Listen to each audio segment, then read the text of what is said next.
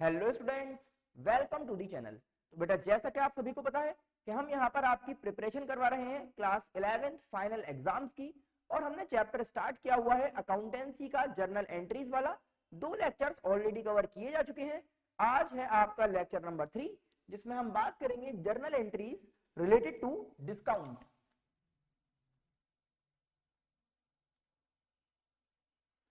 तो स्टूडेंट्स बहुत ज्यादा परेशान हो जाते हैं जब डिस्काउंट से रिलेटेड जर्नल एंट्रीज उनको पास करनी होती हैं। तो आइए इसको आसान करके समझते हैं। देखिए सबसे पहले तो आप ये देखेंगे कि जो हमारे पास ये डिस्काउंट है, ये डिस्काउंट 2 तरह का होता है। एक होता है ट्रेड डिस्काउंट, एक होता है cash discount. Trade discount and cash discount. जो हमारा ट्रेड डिस्काउंट है ये क्यों अलाउ किया जाता है, ताकि आपका जो कस्टमर है उसको आप अट्रैक्ट कर पाए और आप जो कस्टमर है उसको मोटिवेट कर पाए ज्यादा से ज्यादा परचेज करने के लिए। अभी पैसा मिल रहा है या नहीं मिल रहा इससे मतलब नहीं होता। अभी तो आप ये चाहते हैं कि भाई कस्टमर जो है वो ज्यादा से ज्यादा परचेज कर ले हमारे यहाँ से। जैसे आपने देखा कि एक शॉप है, आप मार्केट में गए और उस शॉप के बाहर जो है कुछ सामान यहाँ पर रखा हुआ है और ये शॉप है यहाँ पर। तो आपने क्या किया, बाहर से पूछा कि भाई ये वाला सूट सपोज कितने का है। तो वो बताएगा कि भाई ये सूट वैसे तो 1500 का है, लेकिन आपके लिए हम स्पेशल कंसेशन कर देंगे, आ जाइए ले लीजिए। तो वो जो कहा ना उसने, हम आपके लिए कुछ कंसेशन कर देंगे, आ जाइए ले लीजिए, तो वो जो है ट्रेड डिस्काउंट है। क्योंकि अभी ये बात क्लियर नहीं है कि वो जो कस्टमर है वो कैश में परचेज करने आया है या उधार में परचेज करने आया है। अभी तो आप खाली उसको मोटिवेट कर रहे हैं कि वो आपके पास आए और परचेज करना स्टार्ट करे। तो आप जब अपने कस्टमर को अट्रैक्ट करना चाहते हैं या फिर बल्क में परचेज करवाना चाहते हैं तो क्या देते हैं उसको, ट्रेड डिस्काउंट। ठीक है ना। अब बात करते हैं कैश डिस्काउंट की। कैश डिस्काउंट अलाउ किया जाता है फॉर पेमेंट ऑफ कैश, ताकि आपका जो कस्टमर है वो उधार में लेकर ना जाए बल्कि वो पेमेंट कर जाए।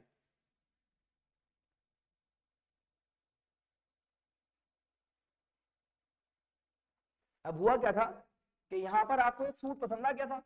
वो सूट जब आपने पूछा, जो कपड़े आप लेने गए, कोई भी चीज हो सकती है XYZ, तो वो सपोज आपको बताया भाई 1500 रुपए का है। तो आपने कहा भाई ताकि कस्टमर को अंदर बुला लिया जाए, आपने कहा कि आ जाइए देख लीजिए, आपको हम जो है 10% का कंसेशन दे देंगे। तो ये था ट्रेड डिस्काउंट। जो पहली बार आपने डिस्काउंट दिया 10% का, 150 रुपीज कम कर दिए। तो इसका मतलब 1350 रुपए जो बचे, इतने की बात होगी। अब 1500 की बात नहीं होगी क्योंकि आपने तो कम कर दिया उसके लिए। अब सवाल ये है कि वो 1350 रुपए अभी मिल रहे हैं या बाद में मिलेंगे।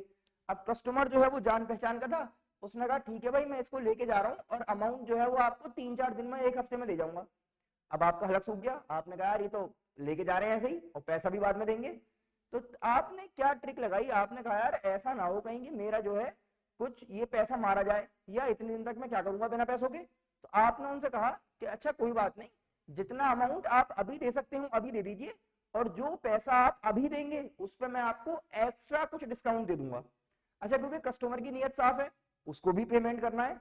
तो ये सोचेगा यार पेमेंट तो मुझे 4 दिन बाद भी करना है और 1 हफ्ते बाद भी करना है, लेकिन अगर मैं अभी पेमेंट कर दूं तो मुझे कुछ एक्स्ट्रा डिस्काउंट मिल जाएगा। तो उस एक्स्ट्रा डिस्काउंट के लिए वो क्या करेगा कि आपको ज्यादा से ज्यादा कोशिश करेगा अभी पेमेंट करने की। तो वो जितना भी अमाउंट अभी आपको दे देगा उस पर आप उसे क्या प्रोवाइड कर सकते हैं, कैश डिस्काउंट। तो आपने सपोज ये कहा कि भाई अगर आप मुझे अभी पेमेंट करते हैं तो आपको हम 10% का और डिस्काउंट दे देंगे सपोज। तो 10% हो गया 135 का, और अब आपके पास आ गए 1215 रुपए। तो कुछ स्टूडेंट यहाँ पर ये सोच सकते हैं कि इसको फायदा क्या हुआ, इसने डिस्काउंट भी दिया और पैसे ही कम मिले, इससे तो वो 1 हफ्ते रुक जाता। लेकिन देखो फायदा ये हुआ कि जो ये पैसा अभी आपके पास आया है उसको आप दोबारा यूज करके और पैसा कमा सकते हो, और ये वाली टेंशन भी खत्म हो गई कि कहीं बैड डेट्स ना हो जाए। तो बैड डेट्स से बचाने के लिए और पैसा जल्दी लेने के लिए क्या देते हैं, कैश डिस्काउंट। आई होप इतनी बात आप सबको समझ में आ रही होगी। अब देखिए क्या बताया जा रहा है आगे हमें। अब देखिए नेक्स्ट आपको चीज क्या समझनी है कि ट्रेड डिस्काउंट जो है उसको हम अकाउंट्स में रिकॉर्ड नहीं करते। यानी कि इसके लिए हमें कोई भी जर्नल एंट्री पास नहीं करनी होती। तो एक काम तो आपका आसान हो गया, इसको सिर्फ हमें डिडक्ट करना है। और जब हम बात कर रहे हैं कैश डिस्काउंट की, तो कैश डिस्काउंट क्या है, इसकी जर्नल एंट्री पास की जाती है। और जब आप इसकी जर्नल एंट्री पास करते हैं तो इसमें समझना क्या है कि भाई डिस्काउंट, क्योंकि देखिए ये दो तरफ से होता है, ये भी हो सकता है कि वो डिस्काउंट आपको मिला हो और ये भी हो सकता है कि आपने डिस्काउंट दिया हो, दो बातें हो गई ना। तो एक कहलाता है डिस्काउंट अलाउड, एक कहलाता है डिस्काउंट रिसीव्ड। डिस्काउंट अलाउड का मतलब है कि आपने डिस्काउंट दिया है, ये जो है डिस्काउंट आप दे रहे हैं। और ये क्या है कि आपको डिस्काउंट मिला है। तो फायदा किसमें है भाई, फायदा हो रहा है इसमें जो आपको मिला है। और हम जानते हैं नॉमिनल अकाउंट क्या कहता है, credit all income and gains. तो ये वाला डिस्काउंट तो होगा क्रेडिट, समझ पा रहे हैं इस बात को। और ये क्योंकि आप भाई डिस्काउंट दे रहे हैं तो नुकसान है आपका, ठीक है ना। तो ये हो जाएगा डेबिट। अब इन चीजों को हम जर्नल एंट्री में यूज करेंगे अगर, तो किस तरह से होगा। एक छोटा सा एग्जांपल यहाँ पे जर्नल एंट्री की फॉर्म में बना रहा हूं आपके लिए, कि अगर हम बात कर रहे हैं परचेज की, कि आपने गुड्स परचेज किए, तो सोच के बताइए जब गुड्स खरीदेंगे तो डिस्काउंट मिलेगा या डिस्काउंट देंगे। तो परचेज के टाइम पे हमेशा डिस्काउंट आपको मिलेगा, ठीक है ना, क्योंकि आप पैसा दे रहे हैं। तो जर्नल एंट्री कुछ इस टाइप की नजर आएगी हमें कि purchase account debit to cash to discount. अभी सिर्फ रफली बना रहा हूं मैं आपको समझाने के लिए कि अगर डिस्काउंट मिला है तो उसकी एंट्री कैसी नजर आएगी। और जब हम सेल करते हैं, क्या करते हैं भाई, सेल, तो आपको सेल करते टाइम डिस्काउंट देना पड़ेगा क्योंकि आप पैसा ले रहे हैं। तो जर्नल कुछ ऐसी नजर आएगी, कैश अकाउंट डेबिट, और इस बार हो जाएगा डिस्काउंट भी डेबिट। यहाँ पे देख रहे हैं ना, डेबिट में बता रहे हैं, और टू सेल्स, ये हो गया। अगर आपको दोनों बात समझ में आ रही है तो पहले तो इनको नोट करिए कि परचेज के टाइम पे क्या है और सेल के टाइम पे क्या है। नॉर्मल एंट्री तो हम सीख चुके हैं परचेज और सेल की। अब यहाँ पर स्पेशल केसेस में देख रहे हैं डिस्काउंट के साथ। अब दिखाता हूं आपको किस किस तरह का हमें क्वेश्चन मिल सकता है डिस्काउंट से रिलेटेड जब जर्नल बनानी होगी। दोनों केस में देखेंगे एक एक करके, सेल में भी और परचेज में भी। आइए समझना स्टार्ट करते हैं। तो देखिए क्वेश्चन क्या है हमारे पास, Ram sold goods to Mohan for ₹1 lakh at 10% trade discount and 10% cash discount and the amount was received immediately। ठीक है ना, पैसा जो है वो हाथ के हाथ मिल गया। अब मैं आपको दो चीज सिखाऊंगा इसमें, बल्कि तीन चीज सिखाऊंगा। एक तो कि आपको जो ट्रांजैक्शन है उससे रिलेटेड जो वैल्यूज है वो कैसे कैलकुलेट करनी है। फिर दो लोग हैं ना, आप एक राम है, तो राम सेल कर रहा है, तो सेल करने की एंट्री भी सीखेंगे हाथ के हाथ। और किसको बेचा है, मोहन को, तो मोहन इसका मतलब परचेज कर रहा है। तो देखेंगे कि सेल और परचेज की एंट्री क्या क्या बनेगी और वैल्यूज कैसे निकलेंगी। तो पहले वैल्यूज पर फोकस करते हैं। देखिए क्या कहा जा रहा है कि सामान जो है उसकी वैल्यू 1 लाख है, तो 1 लाख लिखा आपने पहले कि कितने की आपने वहां पर वैल्यू देखी थी। फिर उसमें 10% का आपको डिस्काउंट मिला, तो ट्रेड डिस्काउंट लगाया, इस वैल्यू का 10% ध्यान रखेंगे, तो 10,000 हो गया। अब क्या होगा भाई, कितने रुपए बचे, अब बच गए 90,000। और इस 90 में भी क्योंकि आपने हाथ के हाथ पेमेंट कर दिया, यहाँ बता रहे ना अमाउंट वाज रिसीव्ड इमीडिएटली, तो फिर आपको 10% का एडिशनल डिस्काउंट दे दिया हमने ताकि पैसा जो है वो जल्दी मिल जाए। और अब क्या हुआ, सिर्फ 81,000 आपको मिले। या हम ये कह सकते हैं कि भाई 81,000 पे किए मोहन ने। तो दोनों तरफ से देख रहे हैं ना। अब मैं आपको दिखा रहा हूं जर्नल एंट्री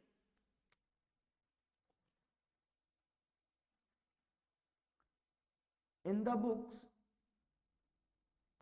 ऑफ राम।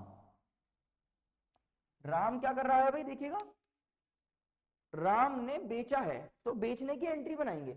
जब बेचा तो आपको भी एंट्री मैंने समझाई थी, आप कहेंगे कैश डेबिट, हो गया भाई कैश डेबिट। और आपको डिस्काउंट भी देना पड़ा तो आपने कहा डिस्काउंट भी डेबिट, और आप कहेंगे टू सेल्स। सामान बेचा है ना आपने। आप समझिए पैसा मिला कितना, पैसा मिला है 81,000, यहां पर आ गया 81। फिर आपने कहा भाई डिस्काउंट कितना, तो आपने बताया 9,000। ध्यान रखेंगे ये जो डिस्काउंट है, अभी मैं आपको बता चुका हूं कि इस वाले डिस्काउंट को कंसीडर नहीं करना, सिर्फ किसको रिकॉर्ड करना है, इस वाले डिस्काउंट को। तो 9,000 रुपए लिखे गए। और सेल की जो वैल्यू मानी जाएगी वो ये मानी जाएगी आपकी कि आपने 90,000 का सामान बेचा है 9,000 के डिस्काउंट पे, इसको और इसको कंसीडर नहीं करना। यानी कि हमें जो एंट्री बनानी है ना, वो इसके नीचे से बनानी होती है। ये आप समझिए, इसके नीचे नीचे से बनानी है सिर्फ एंट्री। तो यहाँ की चीज दिख रही है आपको, है ना, ऊपर वाली वैल्यू से हमें कोई मतलब नहीं है। तो ये जर्नल हो गई किसके लिए भाई, राम के लिए। यानी कि हम कह सकते हैं सेल करने की एंट्री क्या बनाई हमने। अब इसी तरह हम समझेंगे journal entry in the books of Mohan.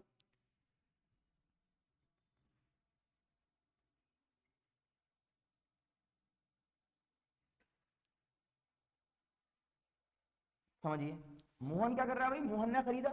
तो मोहन खरीदेगा तो खरीदने के लिए क्या कहेगा, वो कहेगा परचेज अकाउंट डेबिट।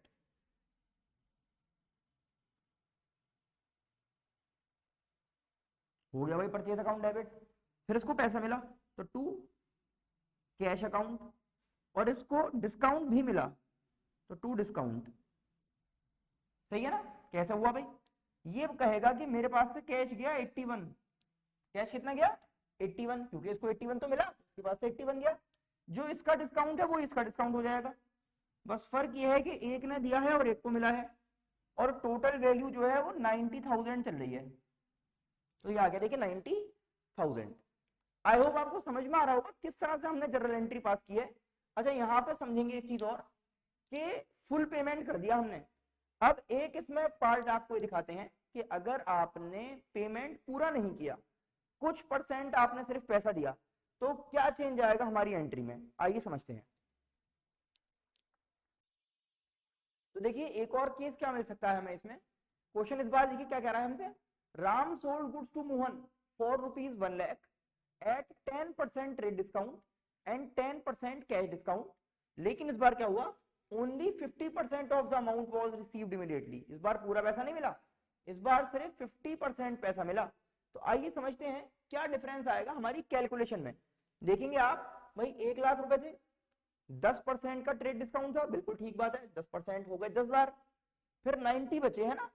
अब उस 90,000 पे पिछली बार तो पूरा पैसा दे दिया था, तो हमने 9,000 का डिस्काउंट दिया था आपको, लेकिन इस बार ऐसा नहीं होगा। अब आपको क्या करना होता है, देखिए यहां से आप दो पार्ट करेंगे। एक वो पार्ट जो हाथ के हाथ रिसीव हो गया, और दूसरा वो पार्ट जो हमारा बैलेंस बचा। दो पार्ट में अब रिसीव कितना हुआ है 50%, क्वेश्चन में 40%, 75% कुछ भी हो सकता है। आपको समझना यह है कि इस पार्ट से करना है आपको। तो इसका 50% देखेंगे 45,000, और कितने बाकी रह गए, बैलेंस कितना बचा 45,000। अब जो मिल रहा है आपने कहा ठीक है जितना दे रहे हो उस पर क्या ले लो, 10% का कैश डिस्काउंट ले जाओ। जितना अभी दे दोगे उस पर क्या ले जाओ भाई, कैश डिस्काउंट ले जाओ। तो कितना ले जाओ देखो 4500 का। इतनी बात समझ में आ रही है। और जब आपने कैश डिस्काउंट दे दिया तो वैल्यू रह गई 40500। क्या वैल्यू रह गई भाई 40500। सही है ना। अब समझिए ये बैलेंस रहा, पैसा इतना मिला, कितना मिला भाई 40,500, और ये डिस्काउंट हो गया। अब इसको किस तरह से हम एंट्री में दिखाएंगे। अच्छा आप टेंशन मत लीजिए, कभी आपको लग रहा हो भाई एग्जाम में हमें हर बार दोनों बनानी पड़ेंगी, ये डिपेंड करता है कि आपको क्वेश्चन किस टाइप का मिला है। अगर ये कहा जा रहा है कि भाई पास journal entry in the books of both parties, तब तो आपको दोनों एंट्री करनी है, वरना सिर्फ किसी एक के बारे में होता है।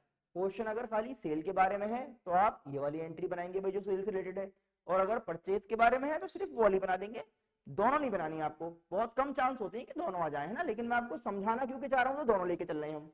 अब समझिए अगर मैं आपसे कहूं कि भाई कैश डेबिट इस बार पैसा कितना मिला, तो आप बताएंगे कि सर इस बार तो पैसा जो है वो मिला है 40,500। कितना मिला है 40,500, और डिस्काउंट कितना हुआ 4500 का। लेकिन अब आप देखेंगे कुछ बैलेंस रह गया, वो बैलेंस हमें मोहन से बाद में मिलेगा क्योंकि वो उधार हो गया ना। तो आप कहेंगे साथ में इस बार मोहन डेबिट। और मोहन से कितने रुपए रिसीव करने हैं बाद में 45,000, क्योंकि पूरा उतना बैलेंस चल रहा है। और 2 में आ जाएगी इस बार सेल्स, ठीक है ना। टोटल तो वैल्यू वही है ना आपकी सेल की 90,000, तो 90,000 ही आ गया। बस डिफरेंस कहाँ पे आया उसको समझना है आपको। फिर यहाँ देखिए भाई, परचेज अकाउंट डेबिट, तो सामान कितने का खरीदा 90,000 का। फिर आपने कहा टू कैश अकाउंट, पैसा कितना गया, भैया मोहन है ना, तो मोहन ने इस टाइम सिर्फ कितने रुपए दिए 40,500। मोहन को डिस्काउंट कितना मिला, तो डिस्काउंट मिल गया है 4,500 का। और अब ये याद रखेगा कि ये उधार में लाया है ना, जो लायबिलिटी है इसके ऊपर, कि इसको अब राम को पेमेंट करना है बाद में, तो ये लिखेगा टू राम, राम को देने हैं 45,000। इस तरह से आपको जर्नल एंट्री पास करनी होती है। खूब अच्छी तरह देखिए, बार बार इसको पीछे कर करके रिवाइंड कर करके बार बार देखिए और समझिए कि क्या चीज समझाई जा रही है इसमें। इस चीज को जब आप समझ लेंगे तो फिर कोई भी वैल्यू हो, यहाँ पे 50% लिखें, 70% लिखें, 10% कर दें, 5% कर दें, कुछ भी वैल्यू हो, कंसेप्ट समझना है कि किस तरह वैल्यू आ रही है आपके पास, है ना। तो एक तो ये हो गया। अब इसी से रिलेटेड एक हमें ये चीज मिल जाती है जो अब मैं नेक्स्ट आपको समझाने वाला हूं, कि अगर क्वेश्चन में जो आपका सेलर है वो बेचने से पहले प्रॉफिट ऐड कर दे तो क्या फर्क आएगा। आइए समझते हैं कि अगर प्रॉफिट ऐड किया जा रहा है तो क्या डिफरेंस मिलेगा हमारे क्वेश्चन में। आइए देखिए लास्ट केस समझते हैं कि डिस्काउंट से रिलेटेड और हमारे पास क्या आ सकता है। तो देखिए क्वेश्चन क्या कह रहा है इस बार, Ram sold goods to Mohan costing ₹1 lakh at a profit of 25%। 1 lakh का सामान है, 25% का प्रॉफिट लगाया उस पर, एंड अलोइंग 20% का ट्रेड डिस्काउंट, और फिर 20% का डिस्काउंट दे दिया, और 10% का कैश डिस्काउंट भी है अगर पैसा जो है वो हाथ के हाथ मिल जाएगा। और सिर्फ कितना मिला 50%। आइए दोबारा समझते हैं। तो करना आपको देखिए क्या है, सबसे पहले वैल्यू, तो वैल्यू है 1 लाख। कितनी वैल्यू है भाई 1 लाख। अब आप जरा थोड़ा लॉजिक लगा के सोचिए कि कस्टमर के आने के बाद प्रॉफिट लगाएंगे या उससे पहले ही प्रॉफिट लगा के रख लेंगे। तो कस्टमर के आने से पहले लगा लेंगे आप प्रॉफिट, है ना, तो इसमें ऐड कर देंगे आप प्रॉफिट, ठीक है ना। और कितना प्रॉफिट ऐड हुआ 25%, इस वैल्यू का लगाएंगे 25%। और अब जो आपकी वैल्यू है वो कितनी बन गई है, वैल्यू बन गई है 1,25,000 की। फिर क्या हुआ, अब कस्टमर आया, उसने पूछा भाई सामान कितने का है, तो आपने क्या बताया कि भाई 1,25,000 का है। तो उस 1,25,000 वाले पे जब वो घबरा गया तो आप बोले अरे परेशान मत होइए, आ जाइए, आपके लिए स्पेशल डिस्काउंट है, आप हमारे पुराने कस्टमर हैं। कितना डिस्काउंट है 20% का डिस्काउंट है आपके लिए, वो खुश हो गया। तो इसमें से फिर आप लेस करेंगे अपना ट्रेड डिस्काउंट, इस वैल्यू का 20%, तो 25,000 रुपए हो गए। कितना आ गया 25,000। और अब आपको माइनस करके जो वैल्यू मिली कितनी मिल गई 1 लाख। तो कितनी वैल्यू मिल गई 1 लाख। अब क्या हुआ कि भाई 50% ही पैसा दिया उसने, तो रिसीव कितना हुआ 50,000, और 50,000 ही बैलेंस रह गया बाद के लिए। फिर क्या हुआ भाई कि डिस्काउंट दिया 10% का, कैश डिस्काउंट आ गया ना, तो इसका मतलब मिले कितने, मिल गए 45, और अभी भी बैलेंस कितना बचा हुआ है 50,000 का। देखिए किस तरह से इसको देखेंगे। अभी बात बता चुका हूं आपको कि ये जो छत बना रखी है इसके नीचे नीचे लिखना है, ऊपर से कोई मतलब नहीं होता हमें कि ऊपर क्या लिखा हुआ है, नीचे की बात करनी है। तो समझिए कैश डेबिट कितना पैसा मिला भाई 45, और ये बात बता चुके हैं सेल की अगर पूछेगा तो ये एंट्री बनेगी। डिस्काउंट कितना दिया है भाई 5,000 का, और बाद में कितना आएगा 50,000, ये आ गया 50,000। और टोटल कितने रुपए की बात चल रही है 1 लाख की। टोटल बात कितने की चल रही है भाई 1 लाख की। यहां देखेंगे कैश अकाउंट जो बात कर रहे हैं कि भाई जो मोहन है उसने कितने रुपए दिए, मोहन ने दिए हैं 45,000, ये आ गया। डिस्काउंट कितना मिला मोहन को 5,000 का, और राम को बाद में कितने रुपए और देने हमें, तो हमें उसे 50,000 रुपए और देने हैं बाद में। और टोटल कितने रुपए का सामान ले आया हूं मैं 1 लाख का। तो ये आपने देखा कि किस किस तरह से डिस्काउंट से रिलेटेड जर्नल एंट्री आपके सामने आ सकती है करने के लिए। इसको देखिए समझिए, आई होप आपने खूब अच्छी तरह से इसको मेरे साथ देख लिया होगा। फिर भी अगर कोई परेशानी है कमेंट सेक्शन में आप हमसे पूछ सकते हैं, कॉल कर सकते हैं 7906001626 पर। तो अब आपको करना क्या बेटा, इसको देखिए समझिए, अपने फ्रेंड्स को जरूर शेयर कर दें चैनल को सब्सक्राइब करना बिल्कुल भी ना भूलें। हम फिर मिलेंगे आपसे नेक्स्ट वीडियो में। Thanks for watching.